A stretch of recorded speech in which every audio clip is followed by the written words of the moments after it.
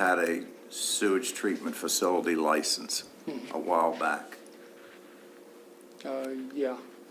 I think I recall the detail on Been that.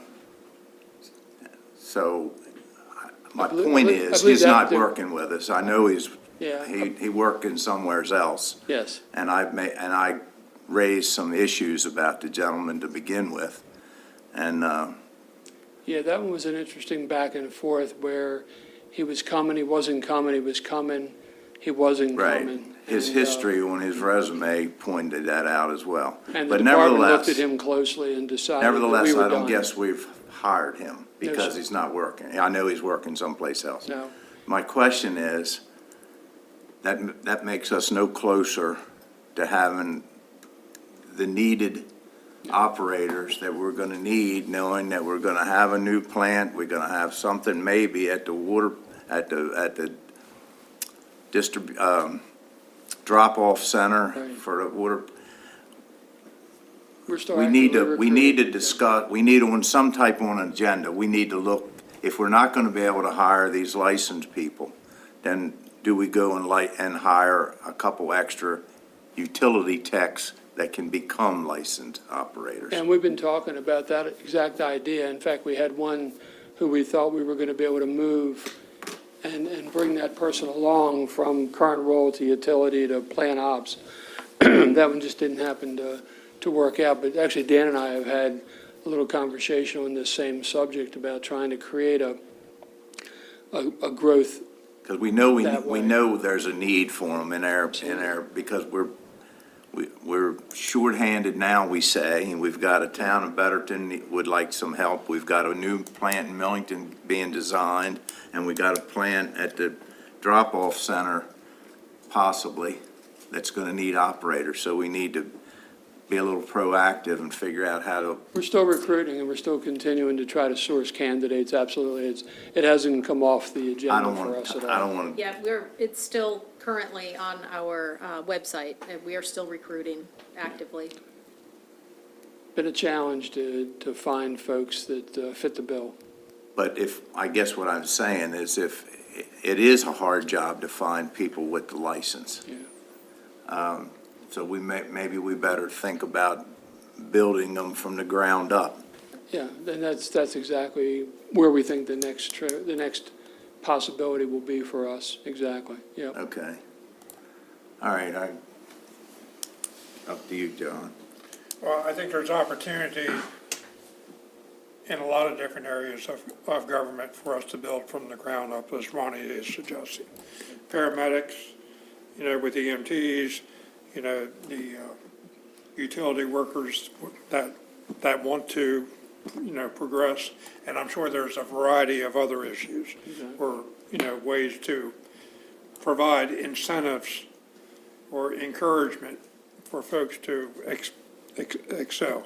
Absolutely. So- Yeah, we just had, I just had a recent conversation with OES about that exact idea for EMTs to start to transition towards paramedic, and I think they're even talking about trying to put some money in the 25 budget to start to track that I didn't that mention exact anything about idea. putting money in the 25 budget, but So you'll see it soon, Oh, well, 2 weeks. don't be surprised when you anyhow- read it. But anyhow, it's exactly, it's I along the think, lines of the idea that you just brought up. We think it's a good idea too. I don't want to drag this out, but I know you've had a lot on your plate with everything that's been going on, but we do need to try to identify ways to build our workforce and to stabilize it. So I'm 100% certainly very, agree. very supportive of that. Anyhow, having, exactly what you've said here tonight, I'd like to make a motion to approve the recommended candidate to fill the vacant maintenance worker 1 position in the Public Works Department pending successful completion of county pre-employment requirements. Second. Motion and a second. All in favor, say aye. Aye. All opposed? The ayes have it. Thank you, Jim. Sir, That individual I was talking about, first we offered the job to him, he turned it down. Then, if I'm not mistaken, he called back and said now he's reconsidering. Yep. has there been any movement beyond that? Actually, yeah, we took some time and talked with the department, with Dan and some of his folks, to see whether or not we would reconsider the gentleman Right. since he had turned us down. As it turned out, we were willing to give him a second bite at the apple. And literally, the day that I was on the phone talking through that, he called and decided to rescind his, again, Yeah. for the second time. And that was the point at which I said, I'm really done with this candidate. That doesn't disappoint me either. I knew that from the day I first seen his name, but I'm gonna give him a chance. Yeah, and that's what Anyhow. we did. Yep, Moving on. okay, thank you, gentlemen. Thank you.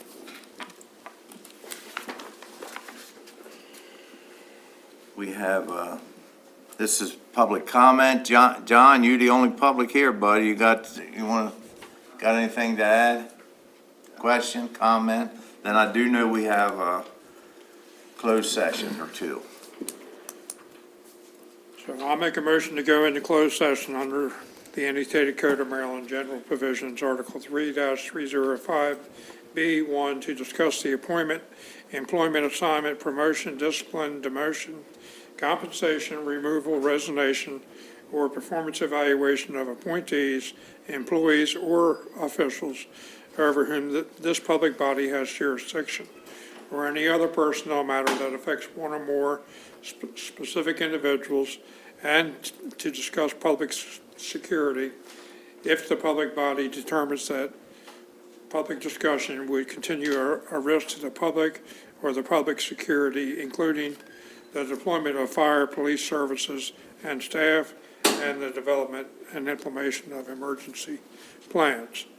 The first topic that we plan to discuss has to do with staffing levels and the safety of staff according to our current levels. The second matter to be discussed is the capital projects and management of such projects at staffing level.